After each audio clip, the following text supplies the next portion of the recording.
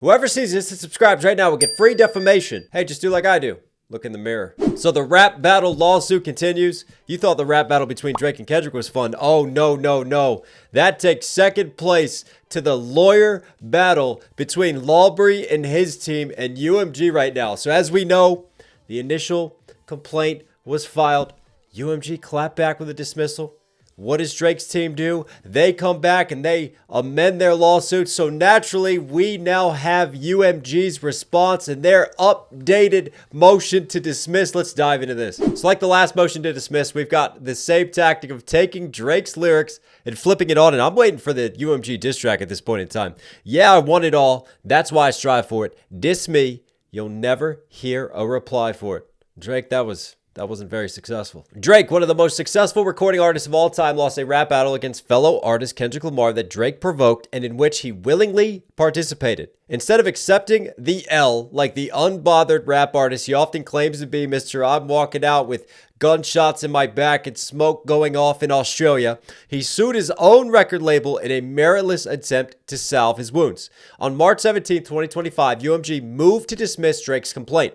Rather than attempt to defend his original complaint, Drake filed an amended complaint, which we've covered, in which he removed obviously false factual allegations. We caught you tripping, Drake, but added multiple allegations about Lamar's live performance of a version of the song Not Like Us at the Super Bowl halftime show on February 9th, 2025. So now we're rebuttaling that. Drake's new allegations are astonishing. You know what? These opening statements from both sides, they know that the public is going to scrutinize this, that all the news agencies are going to cover it, and it feels like half the time they're not even speaking to the judge. They're not even speaking for the sake of the case. They're speaking for the PR and all the press that's going to be reading this, and like me, for instance. As Drake concedes, Lamar's Super Bowl performance did not include the lyric that Drake or his associates are certified PDF files. You better check that and update your Adobe software. The focus on Drake's new claims that the largest audience for a Super Bowl halftime show ever did not hear Lamar call Drake or his crew betrays this case for what it is.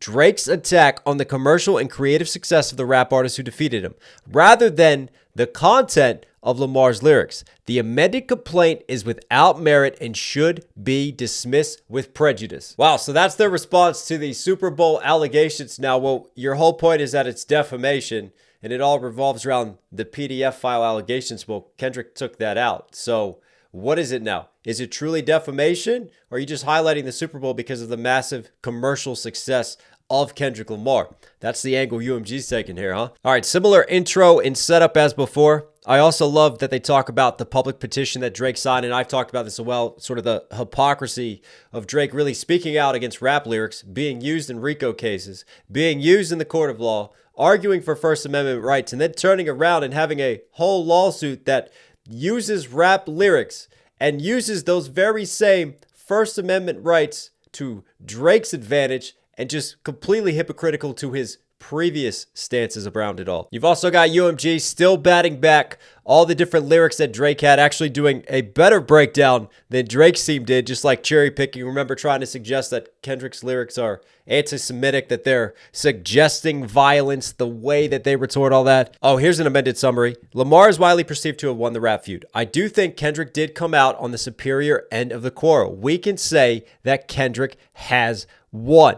Not Like Us has been a massive commercial and artistic success. It was the best-selling rap song of 2024, and Rolling Stone deemed it the biggest moment in music this year. Notice how we're not using YouTube comments. We're using actual news sources and publications for this. That's a bold strategy, Con. You mean we're gonna take that over a bot account and the statements that they made and using that as evidence in the actual court of law?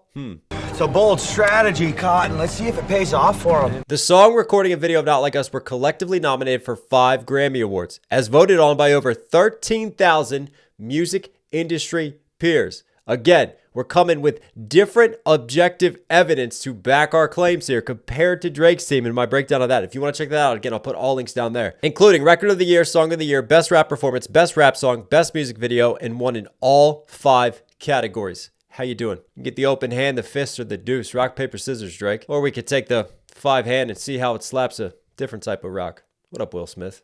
Lamar performed a live version of Not Like Us at the February 9th, 2025 Super Bowl halftime show to a record audience.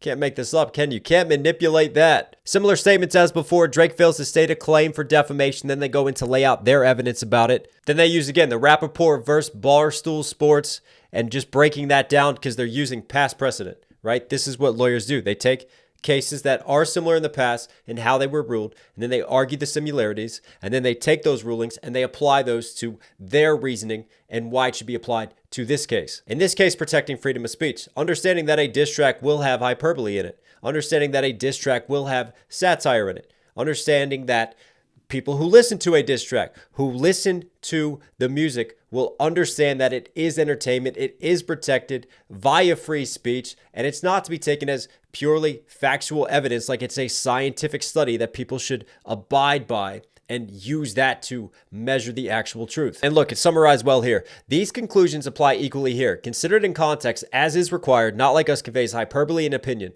not facts. Looking first to its tone, the 4.5-minute rap diss track consists of epithets, fiery rhetoric, and hyperbole. The track is rife with rumor and speculation and reflects a considerable degree of anger and resentment.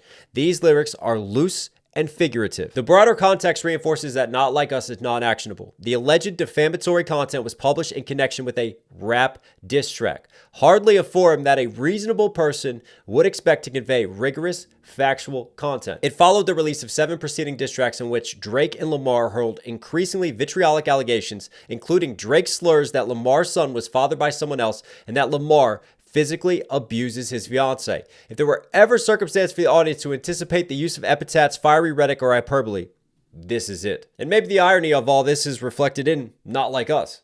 And Lamar saying that, hey Drake, they're not slow. Like, don't underestimate your audience. Your audience isn't just a bunch of kids, a bunch of basement dwellers, people who are immature, using the internet, taking things at face value. There are plenty of people who appreciate nuance, people who can think through complexities, and just the average person of intelligence will look at this and go, well, this is a diss track battle. And that is exactly what the court did in the Michael Rappaport case. After holding that the publications at issue constituted non-actionable opinion, the court concluded that it considered Rappaport's remaining arguments and find them to be without merit.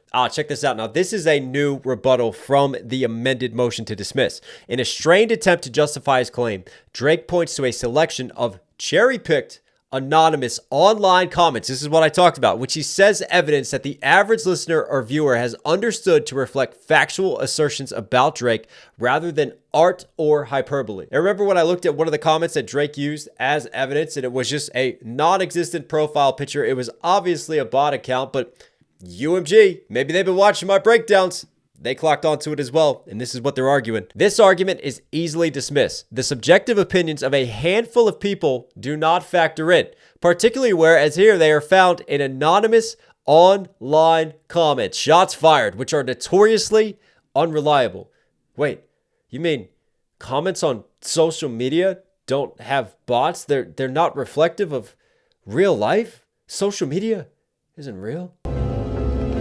Remember, all I'm offering is the truth. And here I was thinking I could live my whole life through a screen. The comments cited in Drake's complaint make this point. They are rife with grammatical errors, slang and emojis, and authored by sources such as Wrestling Warrior 15, at meow meow 1234 meow. Oh no, I just found my old account. And I'm Chicken Little. I mean, those are some great names, especially the Meow Meow. Who doesn't love cats? What else do we have? Oh yeah, the very often ignored point that Drake himself goaded Lamar to talk about Drake liking young girls in the first place. Oh, this is what I don't think I pointed out before. I wonder if this is a part of the amended complaint too, because remember how Drake was trying to position it as rabbit hole is deep. I can go deeper, I promise. Don't tell no lies about me. I won't tell the truth about you. Trying to say that, no, this isn't hyperbole. This is Lamar trying to be serious. So check this out. They have used Drake's lyrics again to flip it back on him. I mean, this is 8 Mile rap battles right here. Lawyers got bars. Moreover, the broader context shows that both Lamar and Drake traded these sorts of jabs. For example, Drake in Family Matters claimed with respect to his own unfounded allegations that your darkest secrets are coming to light. What about the bones we dug up in that excavation? He makes similar assertions in The Heart Part 6. For all these reasons, a reasonable person would not interpret these lyrics as conveying undisclosed facts, but would understand them for what they are. Saber-rattling, in a rap battle. And yet again, as this motion to dismiss points out, there is just glaring hypocrisy in the tactics that are being taken by Drake's legal team. You're claiming defamation from Not Like Us. You're taking Kendrick Lamar's lyrics, but at the same time, you had lyrics that goaded Kendrick, that wanted him to drop. Then he dropped. Then you complain that it's harassment. You goaded him into talking about underage girls. The Millie Bobby Brown situation. It's not like he just magically made this up and manipulated it. He took what was already available in the public space. It was well known. And that's the perfect example of how hard it is for a celebrity figure to win a defamation case, because so much about them is out there in the public. So much about them is well known. There's rumors, there's gossip, there's all kinds of things that are happening when you are an entertainer. And the burden of proof and the amount of evidence that you need to prove and win defamation for a public celebrity figure, it is a lot higher and a lot harder than someone who is unknown. And then obviously the hypocrisy of Drake's legal team trying to point out that, oh, Kendrick is suggesting that he's getting to the truth. But wait, our client also has lyrics that suggest that, Drake is digging up secrets of Kendrick, that he's getting to the truth, but that's okay. Drake can do this, but no. Kendrick, you can't do that because, well, you gave our client a boo-boo. But let's shift from the defamation and dive into another aspect of this case. Obviously, the botting claims. We've got a new amended rebuttal from UMG on that as well. After withdrawing his prior false allegations, i.e. that UMG was accused on a podcast of paying to use bots to stream Not Like Us, Drake is now reduced to citing a different podcast host, Joe Budden, who claimed that Kendrick used bots so that a Drake record would have more dislikes than likes, which he has now walked back and he has made statements on that we also covered. He also relies on a now deleted anonymous X comment accusing Lamar of buying promo to clown Drake's lawsuit, not to promote Not Like Us, as well as another post claiming that UMG and Lamar used a bot streamer. Again, we're just relying on pure speculation and whatever the internet posts, and yeah, the internet can always be trusted. Courts reject such online comment-based pleading because online comments utterly fail to make plausible the underlying factual claims. I mean, this is so strange. It's like we're not relying on what gets said on social media and we're using common sense and critical thinking. Thus, these comments cannot save Drake's information and belief allegations. Fire your shots, UMG. Drake's remaining allegations are even more speculative, such as two X posts from July 2024 showing Not Like Us being recommended to Spotify users who search for rap artists. Drake also fails to plausibly allege that UMG had actual knowledge of any conduct or accusations concerning Lamar. Because that's key. Remember, he's trying to say that they acted with malicious intent, meaning they have to be aware of all this going on. And the burden of proof is on him. He has to prove that to show that they knowingly engaged in all this and had objective, factual proof to the contrary. And unfortunately, X posts from academic burner accounts and other really good meow YouTube sources cannot be trusted and taken as factual evidence. They are just purely online speculation and comments that anybody can make, any bot can be put into, and there's zero accountability for in the real world. UMG then goes on to address Drake's half-cooked theory that for every Kendrick Lamar stream, that meant that he automatically lost his stream and an opportunity. And then to wrap it up, in any event, Drake's claim fails because he only alleges injuries that are indirect, injuries purely contingent on harm to third parties.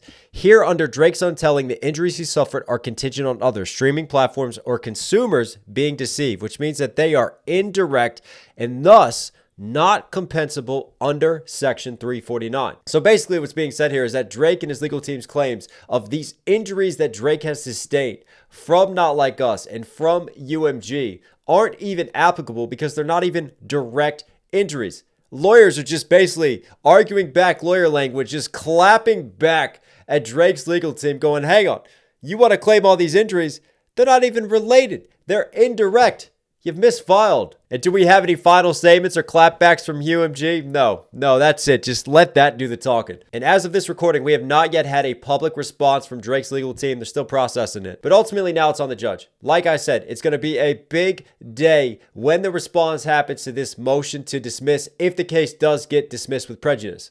Because again, I can see both sides. I can see a judge going, you know what? This is going to be great attention. This is a chance to make a statement. Maybe they want to further their career, their notoriety, and obviously it's going to receive huge national, even international coverage if they want to take this case on board. And that would just get crazy messy, and maybe we would then get a settlement out of that situation because I honestly don't think either party really wants to go through just a full legal case and have just every single truth be uncovered and every single dealing be brought to light, because you know what? They might even be shooting themselves in the foot, because I don't doubt, obviously, giving the way that UMG has moved in the past, giving the way that music labels do move, Drake's dominance, if there haven't been those very same tactics used to assist and to help Drake. And for the sake of hip-hop, for the sake of rap battles, for the sake of artistic expression and freedom of speech, well, you want to see this case just get tossed out and just laughed at. But I digress. Let me know what you guys think below. As always, thanks for being here. Look, if you're here at the end, obviously enjoying the content, do me a huge favor, support the channel directly. Subscribe, notifications on, really does go a long way.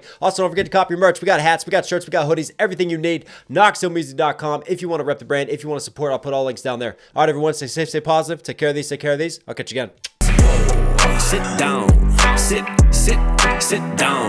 Like, wow, how we do it like that? Like, wow, how we do it like that? Like, wow, how we do it like that? Like, wow, better sit your ass down.